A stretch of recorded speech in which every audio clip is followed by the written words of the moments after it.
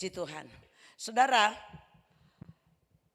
saya mau menyampaikan firman Tuhan dan mengingatkan kita semua yang mungkin banyak orang melupakan bahwa berkat yang sesungguhnya daripada Tuhan di atas daripada semua berkat dalam dunia ini. Memang keselamatan adalah berkat. Tetapi bukti berkat itu bekerja dan menuntun kita kepada jalan Tuhan. Dan berkat itu sebenarnya kita butuhkan. Dan itulah berkat sesungguhnya. Yaitu satu, saudara, takut akan Tuhan. Amin. Takut akan Tuhan. Saudara, ketika kita memiliki roh takut akan Tuhan, itulah berkat dari segala berkat yang ada dalam dunia ini. Karena dengan takut akan Tuhan kita terus berada dalam jalan-jalannya Tuhan. Sebab ada banyak jalan yang orang sangka lurus di dunia ini. Tetapi ternyata di ujungnya tidak ada yang mengetahui. Ada jalan yang orang pikir ini jalan kebinasaan. Tetapi ternyata itu jalannya Tuhan. Ada orang katakan ini jalannya Tuhan. Ternyata ujungnya binasa. Tetapi membuktikan bahwa kita sedang berada di dalam jalannya Tuhan. Ketika berkat Tuhan berlimpah, bukan saja ditandai dengan apa yang bisa diukur dan dinilai dalam dunia ini. Tetapi apa yang diukur dan dinilai oleh Tuhan dalam hidup kita. Yaitu satu, roh takut akan Tuhan. Ada amin? Roh takut akan Tuhan. Jadi saya mau katakan saudara, berkat yang terus harus bertumbuh dalam diri kita. Yang membuat hidup kita terus diberkati di dunia sampai di dunia akan datang adalah hanya satu. Ketika Roh Kudus mengerjakan roh takut akan Tuhan di dalam diri kita. Dan salah satu berkat daripada roh takut akan Tuhan yang sebenarnya kita perlu sadari pagi ini adalah roh takut akan Tuhan itu selalu menghindarkan kita dari melakukan kejahatan. Amin. Dia selalu menghindarkan kita dari melakukan kejahatan. Jadi kalau kita terluput dari melakukan hal yang bodoh, hal yang jahat, saya mau katakan itu berkat dan itu anugerah, itu pemberian belas kasihan Tuhan. Karena kalau kita tidak menyadari, kita berada di dalam jalan yang keliru, jalan yang jahat, maka sebenarnya kita jauh daripada berkat Tuhan. Namun bagaimana kita bisa mengetahui apakah ini kita berada dalam jalan keliru atau tidak? Tentu kita bisa tahu bahwa kita sedang menghidupi firman dan menjunjung tinggi firman lebih daripada kita mengikuti keinginan kita. Makanya saya mau katakan, seringkali ketika roh takut akan Tuhan bekerja di dalam kita, daging kita banyak tersalib dan memang daging kita sakit. Tetapi daging kita terasa tidak sakit lagi ketika kita terus terhubung dengan Tuhan secara akurat. Ketika kita terus menyatu dengan Tuhan sehingga kita tidak merasakan suatu kesakitan secara daging. Tetapi justru kita mengalami ada kekuatan kuasa yang membuat kuasa itu bekerja dalam diri kita. Yang membawa kita terbang. Yang Paulus katakan kita terbang oleh roh. Dalam kemuliaan Tuhan yang semakin besar. Dan saya mau membawa kepada kita semua bahwa ternyata roh takut akan Tuhan mencegah seseorang untuk melakukan dan jatuh di dalam kejahatan-kejahatan sadar atau tidak. Entah itu kejahatan kelihatan memang benar-benar kejahatan atau tidak mampu dilihat oleh mata manusia. Karena seringkali ada kejahatan yang tidak bisa diukur atau dilihat dengan mata manusia.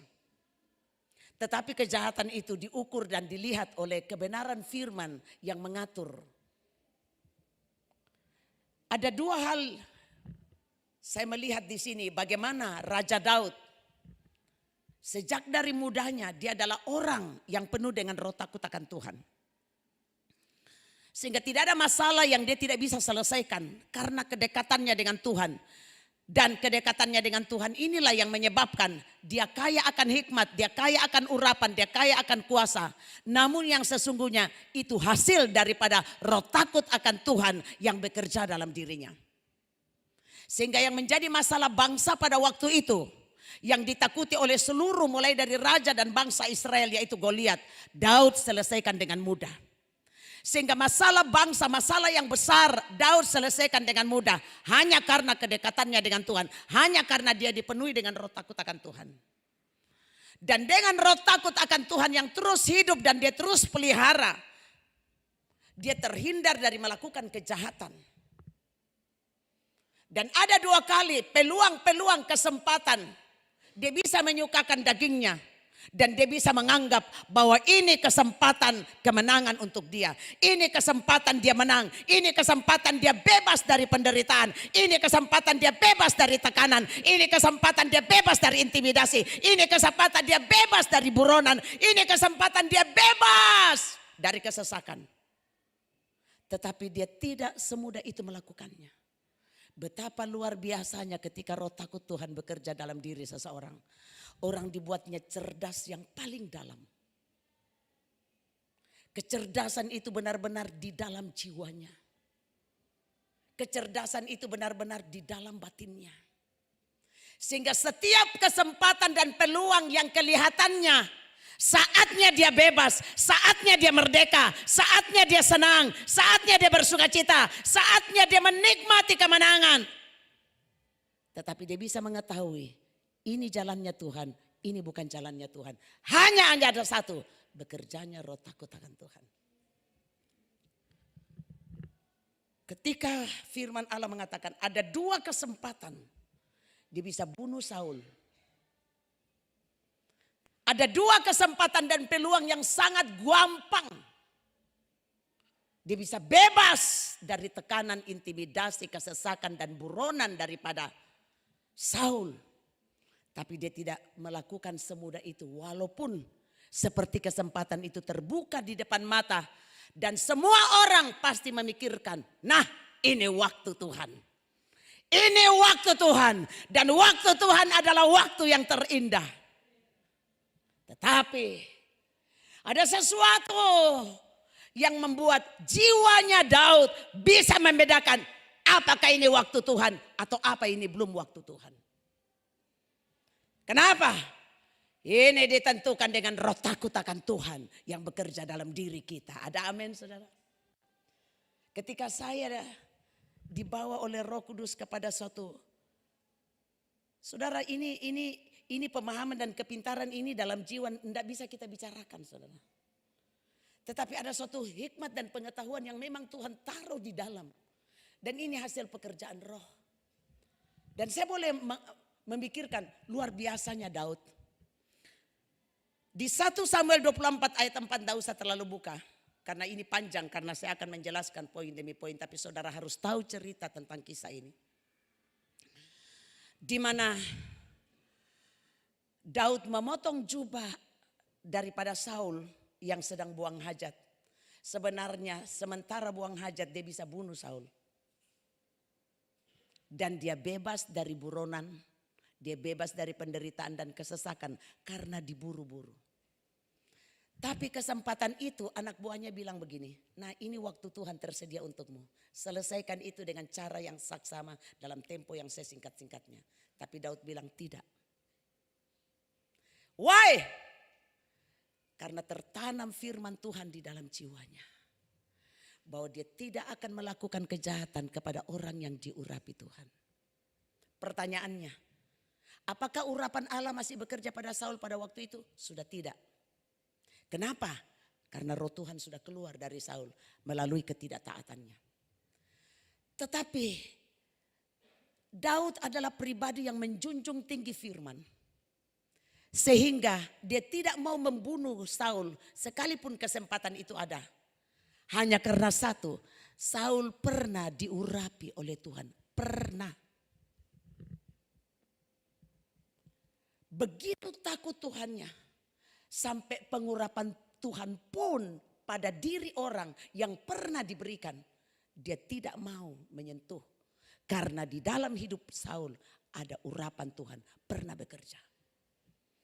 Begitu dalamnya tentang takut akan Tuhan. Saudara, ketika Roh Kudus menaruh roh takut akan Tuhan.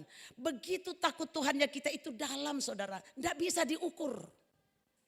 Tetapi itu menjadi suatu nilai kebenaran yang hidup di dalam hati kita dan di dalam batin kita.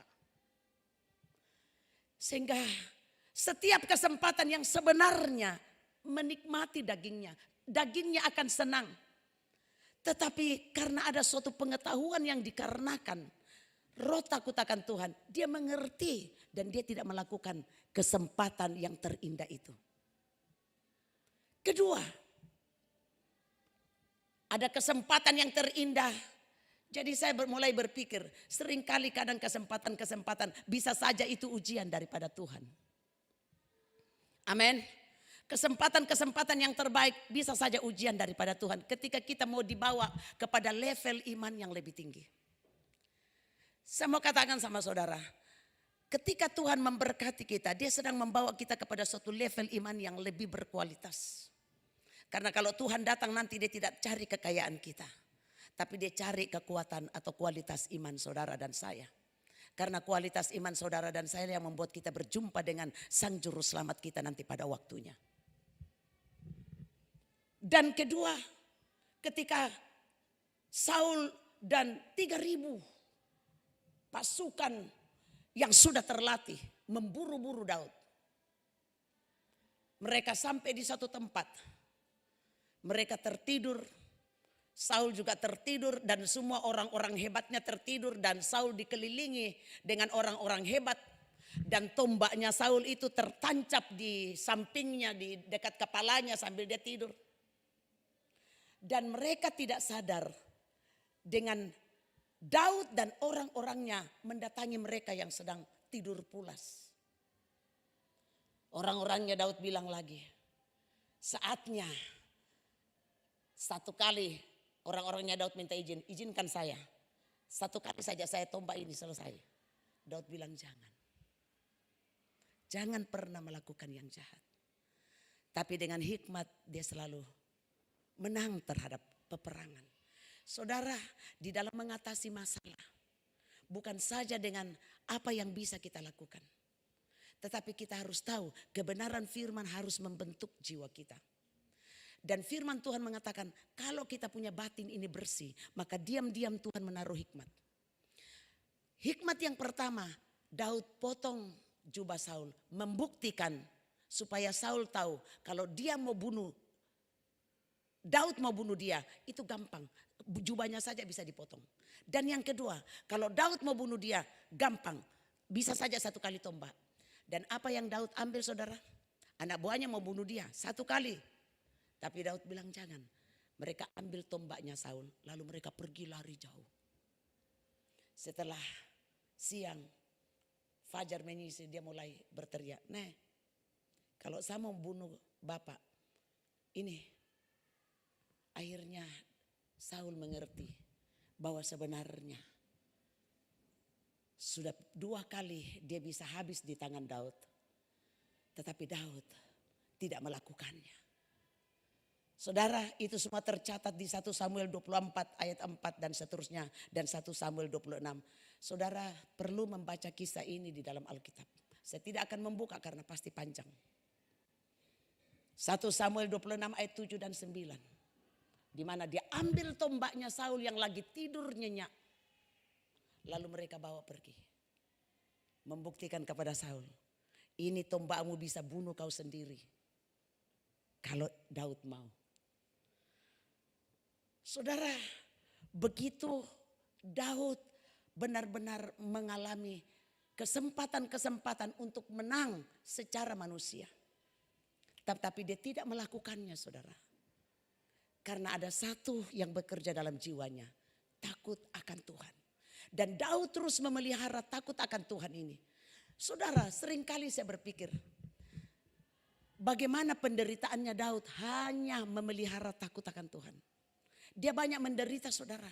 Dari perbuatannya Saul dia banyak mengalami perlakuan-perlakuan yang tidak adil. Ketika Daud sudah mengalahkan Goliat, dijanji kasih istri. Tapi anaknya itu yang harus jadi istrinya Daud, dia kasih orang lain. Betapa sakit hatinya Daud. Tapi begitu Daud benar-benar tidak memperdulikan kepentingan pribadinya. Bahkan dia diburu-buru untuk dibunuh dan hidupnya tidak tenang. Dari satu tempat ke tempat yang lain dia lari, dari satu tempat ke tempat yang lain tidak tenang. Dan ada dua kesempatan, peluang untuk hidupnya bisa jadi tenang. Tapi dia tidak mau melakukan karena dia tahu kalau dia melakukan dia melanggar kebenaran firman. Saudara, sering kali kalau saya merenungkan, saya mulai memikirkan. Ternyata salah satu berkat yang perlu kita syukuri dalam hidup kita. Ketika kita tidak melakukan hal yang jahat di mata Tuhan. Bukan saja ketika saudara mendapatkan untung yang besar. Bukan saja ketika saudara punya ekonomi yang bagus. Bukan saja ketika saudara punya harta dan semuanya lancar. Tapi saya mau katakan ketika kita terhindar dari melakukan hal yang jahat. Saya mau katakan itulah berkat. Karena setiap buah kebenaran ada upahnya. Dan setiap taburan kejahatan juga ada tuaiannya. Dan ketika Daud lolos di dalam hal melakukan kebenaran, ada banyak berkat yang dia peroleh dalam hidupnya. Kejayaan, kemasyuran, kehormatan, dan segala-galanya. Sepertinya dia tersiksa, sepertinya dia rugi, sepertinya dia menderita. Hanya satu kebenaran dia pegang. Hanya ada satu firman yang dia pegang. Dia tidak mau menyentuh orang yang diurapi Tuhan. Hanya satu. Dia banyak menderita. Penderitaannya dari A sampai Z. Hanya satu kebenaran yang dia tinggikan. Dia tidak mau menyentuh orang yang diurapi Tuhan. Saudara, seringkali hanya ada satu firman yang menjadi ujian dalam diri kita. Entah itu melalui kelemahan kita di bidang keuangan, di bidang pornografi, di bidang emosional negatif, di bidang kemalasan, di bidang apa saja saudara. Untuk kita menjunjung tinggi dan menjadikan firman itu menjadi suatu ketaatan yang kita lakukan. Seperti banyak terkuras tenaga saudara. Sepertinya banyak terkuras tenaga, energi. Oh, sampai kita bilang kenapa semakin saya dekat sama Tuhan semakin banyak tantangan. Tapi sebenarnya saudara, seringkali banyak orang berpikir dengan banyak tantangan Tuhan tidak berkenan. Memang saudara, buah daripada kejahatan hasilnya memang penderitaan. Tetapi kadang tidak bisa dibedakan. Ketaatan kadang membuat banyak orang berjalan di dalam suatu proses penyalipan daging yang membuat daging menderita. Tidak ada kebebasan untuk menikmati apa yang diinginkan. Tapi firman Allah berjanji akan memberikan kita apa yang kita inginkan sesuai dengan kehendaknya. Makanya di sini Mazmur, mari saya minta buka. Mazmur 25 ayat yang ke-12 bilang begini. Siapakah orang yang takut akan Tuhan? Kepadanya Tuhan menunjukkan jalan yang harus dipilihnya. Seringkali ketika orang yang takut akan Tuhan ini sepertinya mengalami kerugian. Banyak mengalami kerugian besar. Tapi sebenarnya dia tidak rugi. Kenapa? Karena sebenarnya Tuhan sedang menunjukkan jalan yang harus dia pilih. Saudara, firman Allah berjanji hanya dengan takut akan Tuhan kita mendapatkan suatu tuntunan daripada Tuhan untuk kita berada di dalam jalan yang Tuhan pilih, bukan yang kita pilih. Seringkali yang Tuhan pilih dengan yang kita pilih berbeda saudara. Firman Tuhan mengatakan Esau sampai menangis, tapi dia tidak bisa mendapatkan hak kesulungan itu lagi. Kenapa? Karena Esau tidak belajar takut akan Tuhan. Sebenarnya hak kesulungan adalah miliknya. Dan secara aturan-aturan, baik firman dan dalam keluarga, dia memiliki hak kesulungan itu. Tetapi yang membuat hak kesulungan itu diperjuangkan oleh adiknya dan adiknya mendapatkan walaupun cara yang salah. Tetapi adiknya mendapatkan karena ada perjuangan daripada ibunya yang membantu. Ternyata saudara, berbeda ketika orang tua kita membantu kita di dalam hal berjalan dalam jalan yang Tuhan tunjukkan kepada kita. Dan saya mulai belajar kenapa sampai si Esau kehilangan hak kesulungan. Karena Esau selalu menganggap remeh tentang berkat Tuhan dalam dirinya. Bukan saja ketika dia menjual hak kesulungan itu dengan sepiring kacang merah. Itu cuma dampak kekalahannya. Tetapi awalnya sebenarnya dia sudah tidak membuat papa dan mamanya itu care sama dia. Saudara, sangat penting ketika kedua orang tua kita itu care sama kita. Mendukung kita dalam segala hal. Ini kita tidak bisa abaikan. Ketika Esau kawin dengan Yudit dan dengan siapa satu istrinya. Sebenarnya papa mamanya itu sakit hati. Sakit hati papa mamanya. Mungkin papa mamanya izinkan dia kawin terpaksa. Tapi sebenarnya tidak ikhlas. Sehingga sepanjang pernikahan Esau, saudara bisa baca kisah itu. Sehingga karena papa mamanya tidak mendukung, akhirnya hati dengan orang tua itu jauh. Tapi karena si Ishak namanya seorang bapak, seorang kepala keluarga yang ada dalam pikirannya memang firman dan aturan adat istiadat Yahudi. Bahwa anak sulung itu memang dia mendapatkan hak kesulungan. Walaupun di dalam sininya dia tidak bisa pungkiri. Sampai mungkin untuk dia bisa melepaskan berkat dengan penuh sukacita. Dia suruh melakukan hal yang menyenangkan dia, yaitu pergi mencari buruan. Lalu dimasakkan, dimakan supaya apa? Seringkali kalau sudah makan yang enak-enak. Seringkali kalau keinginan orang tua diikuti, orang tua itu bisa bahagia. Dengan satu tujuan, supaya berkat itu bisa dilepaskan. Dan apa yang terjadi saudara? Ketika Ishak suruh Esau pergi cari buruan lalu masak. Dengan satu tujuan, Ishak bisa makan, setelah makan senang, kenyang, sukacita. Baru melepaskan berkat. Ternyata melepaskan berkat ini saudara harus dari hati yang penuh sukacita. Tidak bisa melepaskan berkat dari tekanan batin, kemarahan, berkat itu. Dan sangat menentukan berkat orang tua terlepas dengan ikhlas. Tetapi Ishak melakukan, kau pergi cari buruan dulu. Pulang masak kesukaannya saya. Baru saya lepaskan berkat kepadamu. Tetapi ternyata saudara, karena mamanya sudah tidak care dengan si Esau. Mamanya perjuangkan supaya hak kesulungan ini jatuh sama si Yakub walaupun cara salah. Tapi dukungan orang tua ternyata tidak main-main di pemandangan Tuhan. Walaupun hasilnya apa yang Yakub tabur dia tuai. Tetapi tetap perjanjian berkat berlaku atasnya. Kenapa? Nah inilah yang saya mau katakan sama anak-anak muda. Sangat menentukan hati orang tua. Ternyata Tuhan peduli dan Tuhan lihat hati orang tua. Dan perjuangan orang tua supaya anaknya diberkati ini sangat menentukan.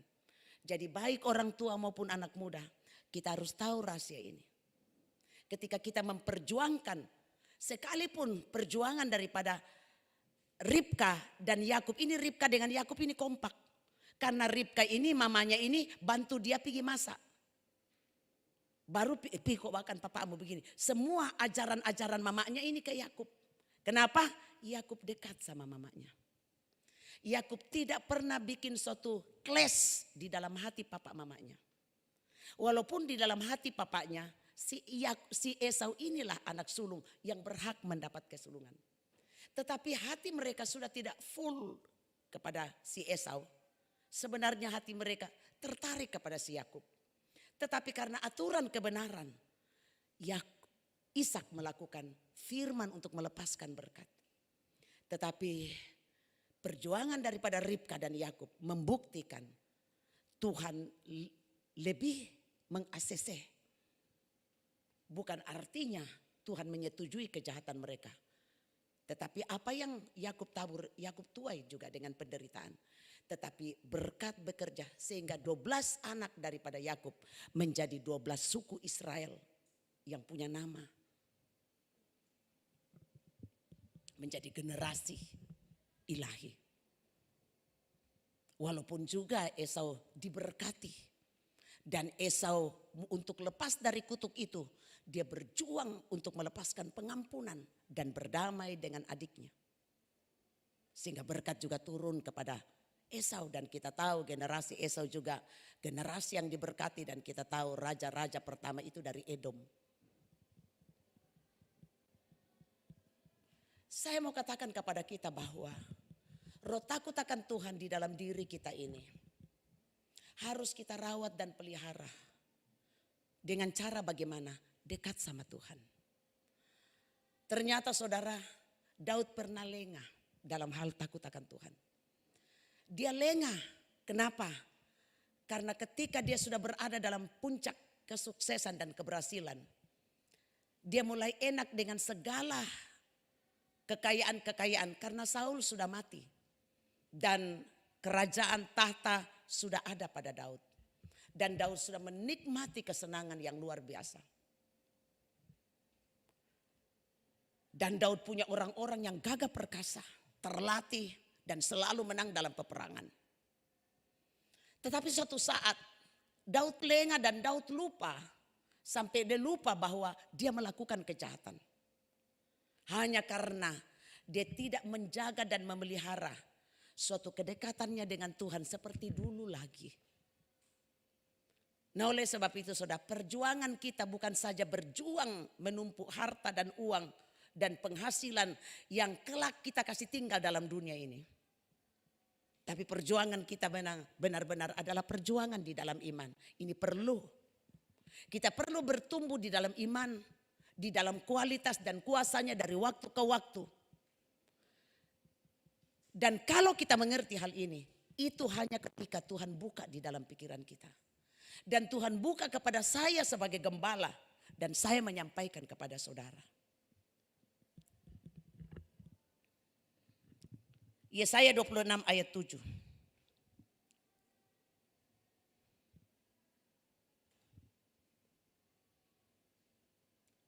Jejak orang benar adalah lurus, sebab engkau yang merintis jalan lurus baginya. Jadi keberhasilan Daud adalah keberhasilan di mana Tuhan merintis jalan dan di mana Tuhan menunjukkan jalan yang dia harus dipilihnya. Tetapi ketika dia lupa karena dia lengah, maka dia jatuh dalam suatu perbuatan yang jahat di mata Tuhan. Dan dia menerima hukuman sesuai dengan perbuatannya. Mari kita buka Amsal 14 ayat 12.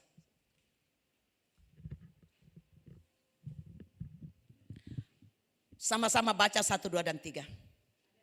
Ada jalan yang disangka orang lurus, tetapi ujungnya menuju maut. Ayat Amsal 16 ayat 25. Sama-sama. Ada jalan yang disangka lurus, tetapi ujungnya menuju maut. Jadi segala sesuatu yang kita lihat baik, aman menurut pemandangan umumnya manusia, itu belum pasti. Tapi setiap kita lihat mungkin di dalam ada proses, di dalam ada kesesakan, di dalam ada penderitaan daging. Bisa saja itu jalan adalah jalan yang Tuhan rintis. Bisa saja itu adalah jalan yang Tuhan tunjukkan untuk kita jalani. Makanya saudara, kita tidak bisa mengukur tentang keberhasilan dan keberkatan dengan jalan-jalan yang ada di depan kita. Karena seringkali ada jalan yang sepertinya kita anggap, aduh ini jalan kok susah melulu. Tapi sebenarnya mungkin itu jalan yang Tuhan tunjukkan. Karena dengan jalan itu iman kita terbangun. Dengan jalan itu iman kita dewasa. Jadi tidak semua jalan yang seperti kelihatan mulus, jalan tol, itu adalah jalan yang Tuhan rintis karena Tuhan berkati. Sehingga yang banyak dalam kesesakan, banyak mengeluh, belum tentu. Karena ada banyak orang kira jalan yang lurus itu jalan daripada Tuhan. Ternyata mereka tidak sadari adalah binasa, adalah maut. Kenapa? Karena lebarlah jalan menuju maut. Makanya jalan yang kelihatannya seperti enteng-enteng saja, belum tentu. Bahkan kita perlu hati-hati. Jalan yang kelihatannya mungkin banyak proses, tidak taat sedikit ditegur, Tidak setia sedikit ditegur. Padahal mungkin jalan itu adalah jalan yang Tuhan tunjukkan. Jalan yang Tuhan rintis. Supaya kita mencapai suatu tujuan dan rencana Tuhan bagi kita di dunia dan di dunia akan datang generasi ke generasi. Nah makanya saya katakan bahwa kenapa Daud bisa berhasil di dalam lolos untuk tidak melakukan kejahatan karena Daud takut akan Tuhan.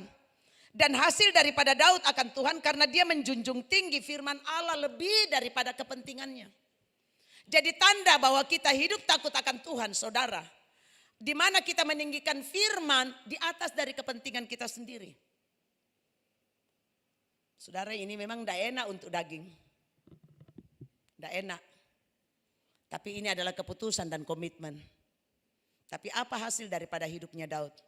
Dia menerima kejayaan, kemuliaan, kehormatan dan kemasyhuran hanya dari takut akan Tuhan. Awalnya memang dia menderita.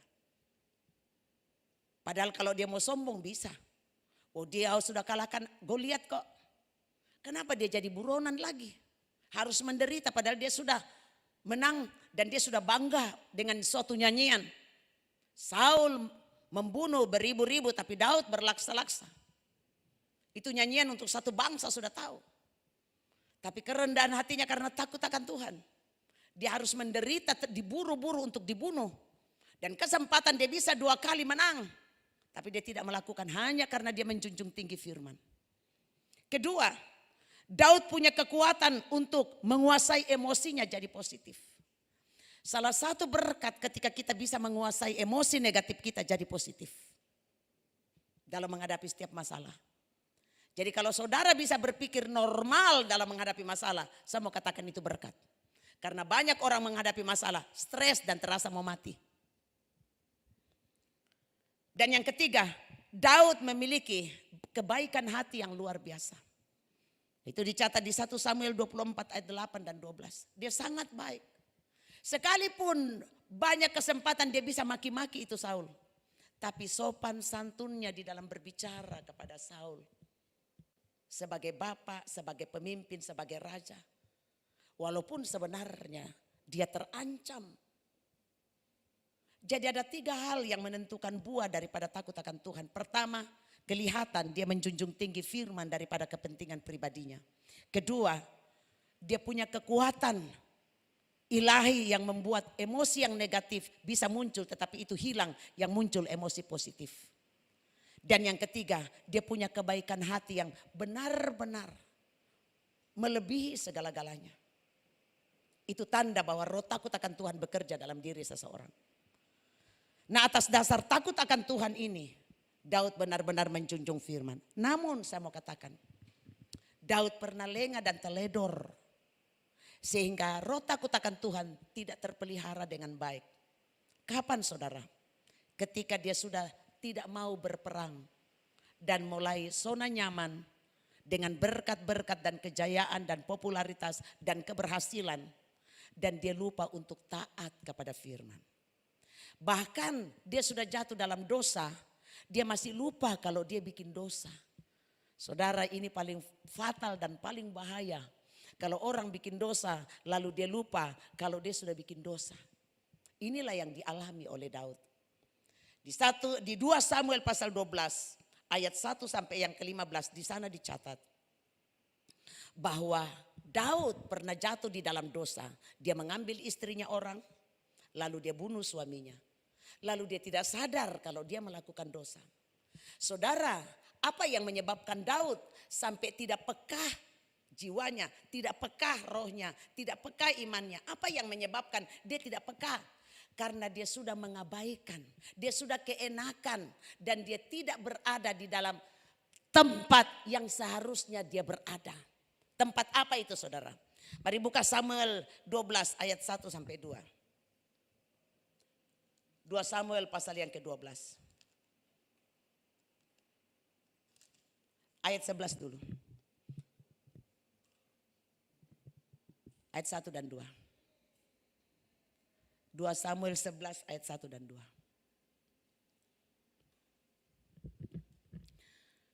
Pada pergantian tahun pada waktu raja-raja biasanya maju berperang, maka Daud menyuruh Yoab maju beserta orang-orangnya dan seluruh orang Israel.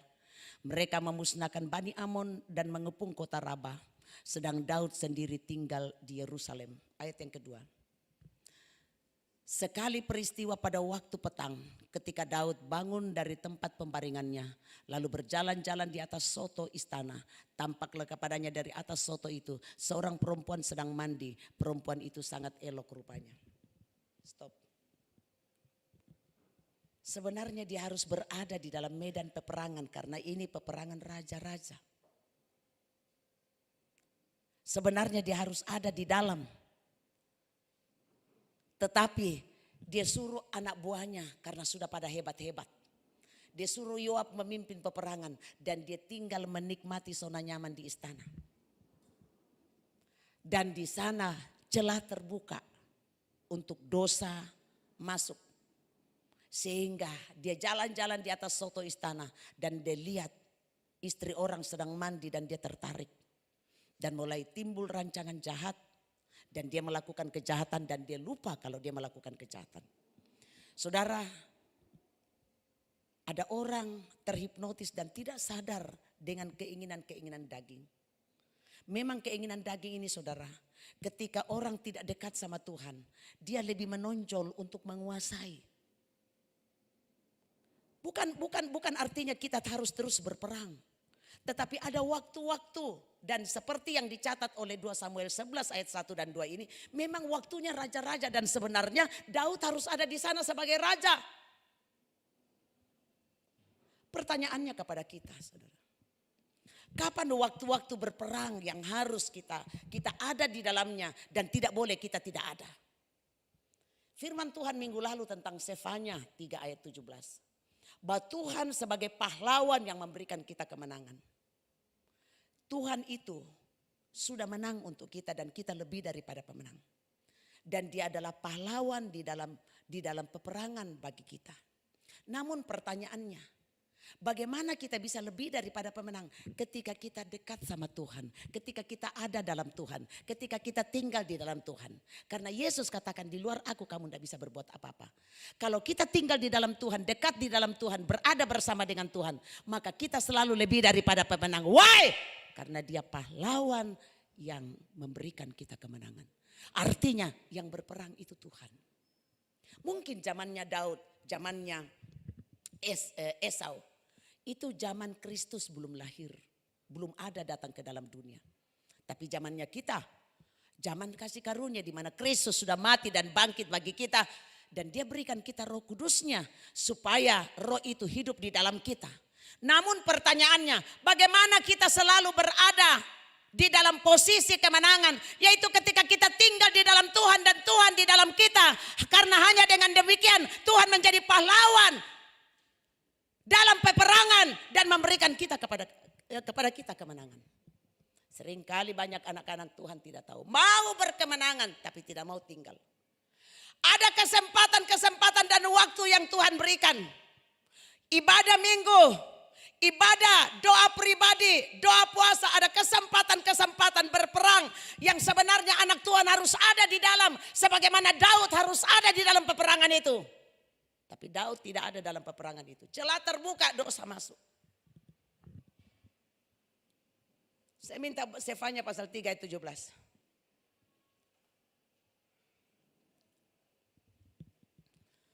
Tuhan Allahmu ada di antaramu sebagai pahlawan yang memberi kemenangan. Saudara, memang Tuhan sudah mati untuk kita dan Tuhan sudah mengerjakan kemenangan untuk kita. Tapi supaya kita selalu menikmati kemenangan itu, kita harus berada bersama Tuhan. Di waktu-waktu di mana Tuhan ada, di waktu-waktu di mana Tuhan buka, di waktu-waktu di mana Tuhan mau bersama dengan kita, kita harus ada di dalam bersama dengan Tuhan. Kenapa? Karena Tuhanlah yang melakukan peperangan bagi kita dan memberikan kita kemenangan. Tuhan Allahmu ada di antaramu. Saudara, dalam ibadah ini Tuhan ada di tengah-tengah kita. Dan Tuhan ada di tengah-tengah kita saudara. Dia berikan kita kemenangan. Sehingga sadar atau tidak saudara punya kekuatan dalam menghadapi masalah di luar sana. Ketika saudara kuat dalam menghadapi masalah di luar sana, saudara tidak cepat marah, itu artinya engkau kuat. Saudara tidak cepat tergoda, itu artinya engkau kuat. Saudara tidak cepat sakit hati, itu artinya engkau kuat. Saudara pintar dalam menyelesaikan kesulitan, itu artinya engkau diberkati. Itu tandanya kemenangan sudah ada dalam kau. Kenapa? Karena engkau bersama dengan Tuhan saat berperang. Pada waktu saudara beribadah kepada Tuhan, bagaimana tadi lagu pertama? Tuhan Allah ada di tengah kita. Apa? Dia berperang untuk kita. Nah sekarang saudara, kalau Tuhan Allah ada di tengah-tengah kita dalam ibadah, lalu kita tidak ada. Makanya saudara, jangan salahkan siapa-siapa kalau kita lemah. Mudah marah, mudah kecewa, mudah sakit hati, mudah putus asa, mudah loyo, mudah bahkan mau bunuh diri.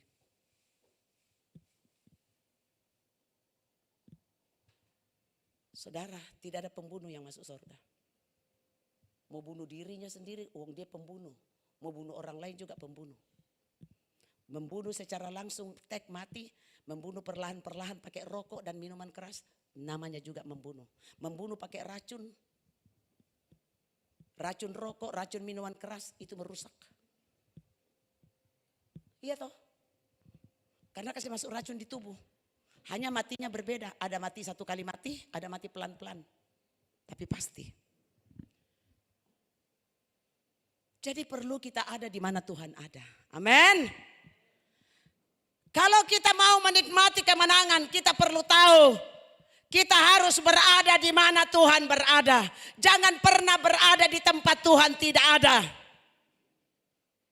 Kalau waktu ibadah saudara tidak ibadah, itu artinya saudara berada di tempat di mana Tuhan tidak ada.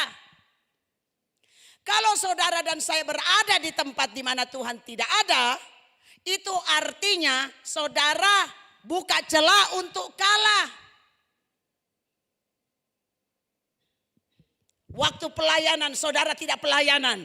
Waktu ibadah saudara tidak ibadah. Waktu doa saudara tidak doa. Waktu mezbah pribadi saudara tidak lakukan dengan setia. Waktu puasa saudara tidak ada di dalamnya. Engkau sedang membuka celah.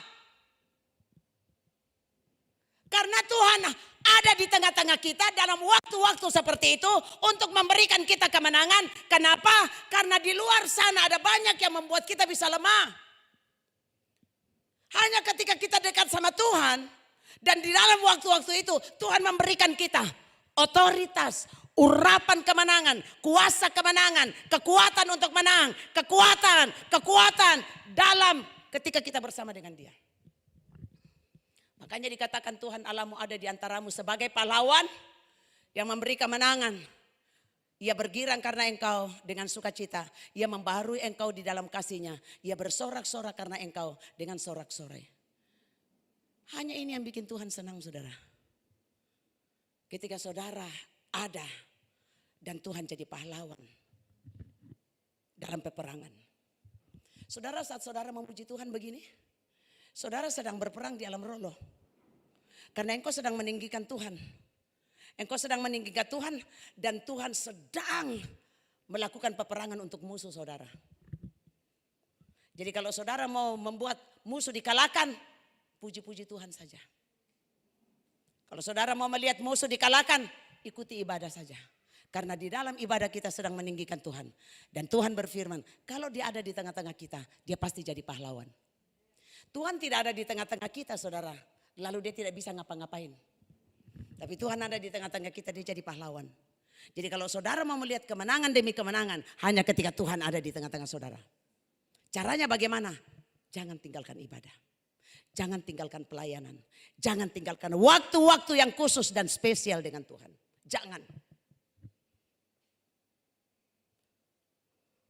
Saudara, kenapa ada banyak orang? Ada yang mengalami kesulitan yang besar. Tapi ada sepertinya mengalami kesulitan itu tidak ada. Bedanya di mana? Bedanya di kekuatan.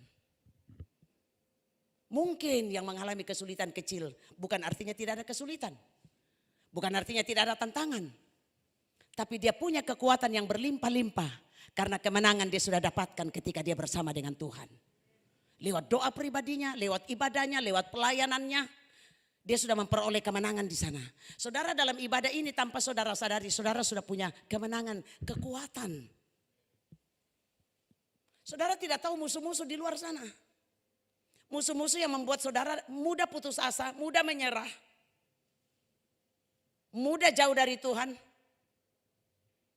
Tapi ketika saudara punya kekuatan yang saudara dapatkan dalam ibadah. Yang dapatkan dalam, ini menjadikan saudara tidak pernah takut. Sama dengan Daud, Goliat pun yang ditakuti oleh satu bangsa. Dia tidak takut. Bahkan dia selesaikan dengan singkat. Kenapa? Karena ada suatu keberanian hasil hubungannya dengan Tuhan. Makanya saudara, hubungan kita dengan Tuhan ini kita perlu pelihara. Memang saudara capek memelihara mezbah doa kita. Dari kita lahir baru sampai Tuhan datang, itu capek.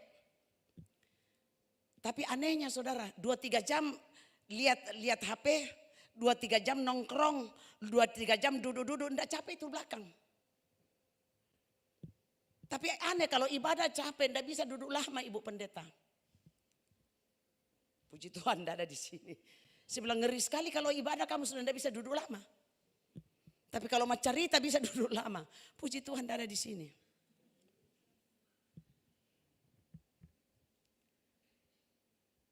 Jadi inilah penyebab Daud buka celah.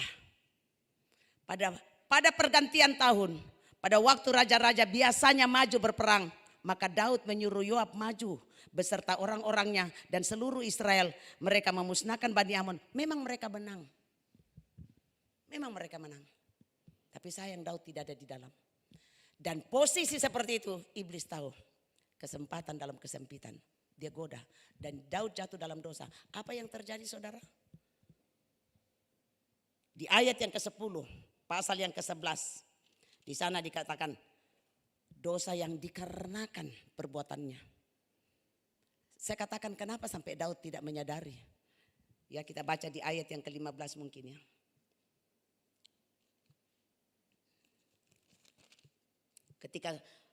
Pasal yang ke-12 ayat yang ke-14.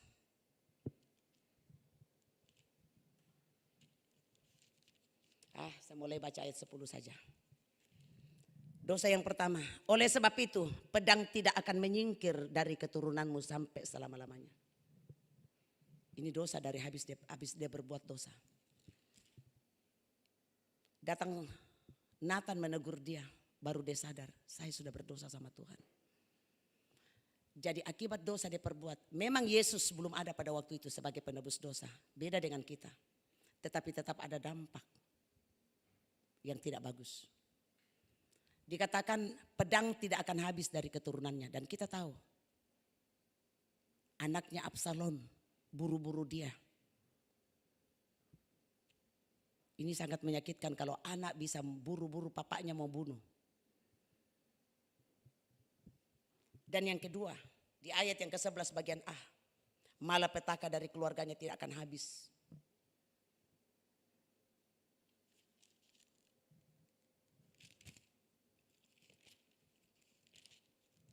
Pasal yang ke-12. Beginilah firman Tuhan, bahwasanya malapetaka akan kutimpakan ke atasmu yang datang dari kaum keluargamu sendiri. Jadi malapetaka dialami bukan dari luar, dari keluarga. Makanya Daud pernah ketakutan dan lari-lari hanya karena mau dibunuh dengan Absalom. Karena Absalom mau jadi raja. Bukan saingan dari luar tapi saingan dari dalam. Sampai papa dan anak bersaing, ini ngeri. Dan dosa yang ketiga, akibat istri-istrinya ditiduri orang. Ini sangat menyakitkan. 11 bagian B. Aku akan mengambil istri-istrimu di depan matamu dan memberikan kepada orang lain. Orang itu akan tidur dengan istri-istrimu di siang hari. Jadi ada dampak. Tidak ada dosa, tidak ada dampaknya. Pasti ada dampaknya. Dan yang keempat, anak yang dikandung daripada istri orang yang Betseba pada waktu itu mati. Jadi pertama, pedang tidak akan menyingkir dari keturunannya. Kedua, malapetaka itu bersumber dari keluarganya. Ketiga, istri-istrinya ditiduri orang. Anaknya, keempat, anaknya yang dia kandung Betseba pada waktu itu mati. Itu hasil daripada dosa dia perbuat. Makanya jangan main-main. Kenikmatan cuman sedikit tapi mengerjakan malapetaka. Bahkan bukan untuk dirinya, bisa saja untuk generasinya. Ini perlu dijaga. Kita zaman sekarang sudah ada penebus dosa, tetapi yang namanya dosa pasti kita buka celah bagi penghuni neraka. Namun satu hal yang kita bisa belajar dari Daud adalah ketika dia jatuh dalam dosa, dia bertobat benar-benar. Di ayat yang ke-13, lalu berkatalah Daud kepada Nathan, aku sudah berdosa kepada Tuhan. Dan Nathan berkata kepada Daud, Tuhan telah menjauhkan dosamu itu. Engkau tidak akan mati walaupun demikian, karena engkau dengan perbuatanmu ini telah sangat menista Tuhan. Pastilah anak yang lahir bagimu itu akan mati. Zaman dulu kalau orang bikin dosa mati. Tapi Daud mendapatkan pengampunan karena dia penuh dengan kerendahan hati. Mengaku bahwa dia baru pada waktu itu dia baru sadar. Kenapa?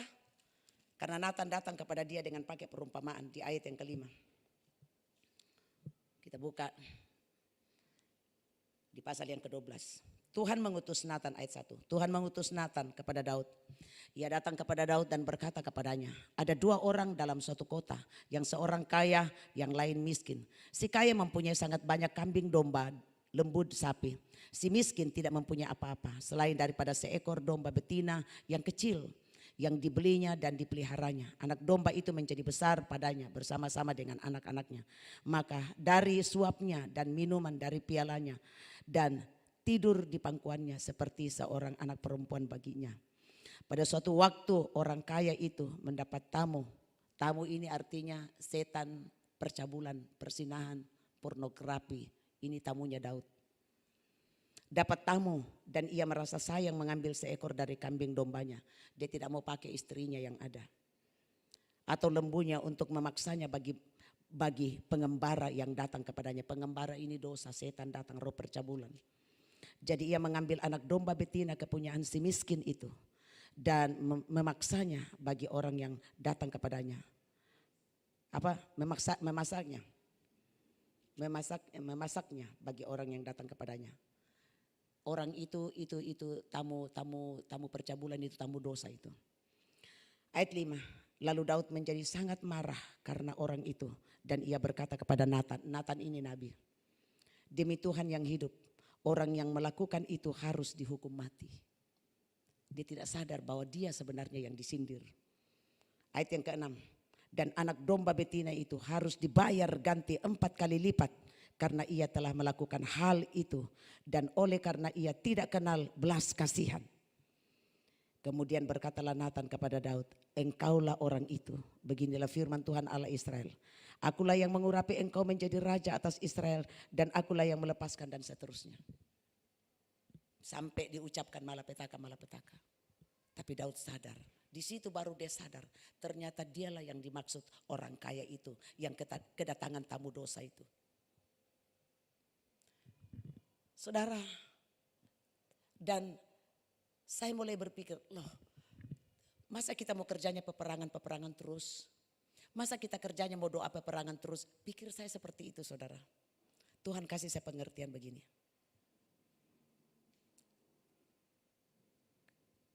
Yang harus diberitakan kepada jemaat adalah jemaat jangan pernah meninggalkan ibadah dan doa pribadi dan persekutuan dengan Tuhan.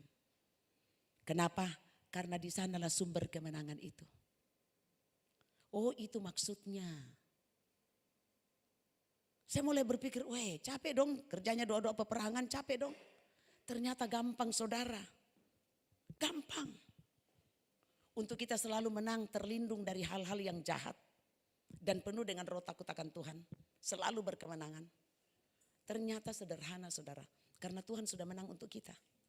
Kita cukup hadir di mana Tuhan hadir. Kita cukup ada di mana Tuhan ada. Kita cukup meninggikan Tuhan di mana dia bertahta. Tuhan Allah hadir. Bagaimana tadi lagunya saya lupa. Ya. Coba kasih muncul itu lagu dulu. Saya lupa itu lagu. Coba kasih muncul lagu itu. Yang pertama tadi. Tuhan Allah hadir. Bertahta di atas pujian. atas pujian umatnya. Bila Allah hadir, Tuhan Allah, bila Allah hadir di tengah kita, terus kuasanya mengalir dengan dahsyatnya. Coba dari awal. Tuhan Allah kita bertahta di atas pujian umatnya. Ternyata saudara, kalau kita selalu mau berkemenangan terlindung dari yang jahat, rajin ibadah saja. Amin. Saudara tidak perlu berperang seperti Daud. Yang sebenarnya Daud harus ada dalam peperangan itu, tapi dia tidak ada. Jadi kalau saudara tidak hadir dalam ibadah, saudara tidak hadir dalam peperangannya Tuhan untuk engkau. Kalau kita tidak hadir dalam ibadah, kita tidak hadir dalam peperangan yang Tuhan lakukan untuk kita. Dan jangan harap memperoleh kemenangan. Emang kita sudah menang, sejak lahir baru kita sudah menang. Tapi memelihara dan selalu dalam posisi pemenang, dalam posisi lebih daripada pemenang, hanya ketika kita rajin ibadah. Kenapa? Karena dengan rajin ibadah kita berada di tengah-tengah di mana Tuhan melakukan peperangan untuk kita. Makanya Paulus ajarkan, saya baca dari dulu, Tuhan Allah kita bertahta di atas pujian umatnya. Terus, bila Allah hadir di tengah kita, kuasanya mengalir dengan dahsyatnya. Ada kuasa dalam pujian. Bernyanyilah dengan segenap hati dan jiwa. Sebab ada kuasa dalam pujian. Pada saat saudara memuji Tuhan, ada kuasa dalam pujian. Puji-pujian saudara membuat alam roh sorgawi berperang. Bahkan musuh yang masih jauh dari sana mau ancang-ancang dekat sama saudara dibabat. Musuh penyakit, musuh kekurangan, musuh malapetaka, musuh yang coba mau mengganggu jalan yang Tuhan rintis. Masih dari jauh baru mau ancang-ancang. Tapi saudara selalu ada dalam ibadah dan ada kuasa dalam puji-pujianmu. Membuat Tuhan selalu hadir. Musuh baru ngintip langsung dibabat. Oleh sebab itu saudara, kita perlu ada di tengah-tengah ibadah di mana Tuhan ada. Bukan sekadar ibadah, makanya Paulus katakan, jangan meninggalkan pertemuan ibadah. Kenapa? Rahasianya luar biasa. Ada berkat dalam ibadah, ada kekuatan dalam ibadah, ada janji yang akan terrealisasi dalam ibadah. Amin. Tuhan memberkati kita.